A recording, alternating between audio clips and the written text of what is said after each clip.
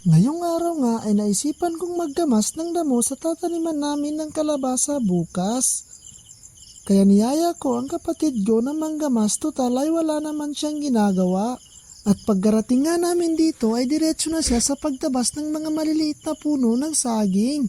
Medyo konti na nga lang ang mga damo at kahoy dito kasi nga nag-spray ako dito nung nakaraan. At pinagpuputol ko na nga ang mga malalaking puno ng saging dyan kaya maliliit na lang yung natira at mga bagong tubong saging. At ako naman ay naggagamas na ng mga damo-damo na hindi napatay nung pag-spray ko nung nakaraan. Medyo makulimlim nga ang panahon ngayon kaya hindi na ako nagsuot ng salukat kasi hindi naman mainit.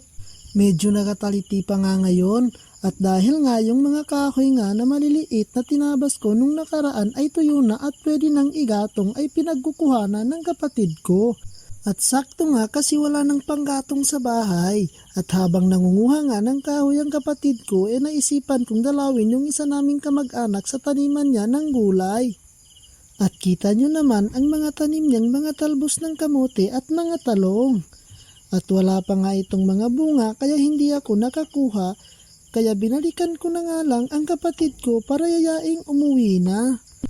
Kasi nga parang uulan na. At pagkarating ko nga dyan ay nangunguha pa rin siya ng kahoy. Sobrang makulimlim na nga ang panahon kaya uuwi na kami at habang naglalakad nga kami, pauwi naisipan kong dumaan sa ilog para maghugas at maghilamos bago umuwi.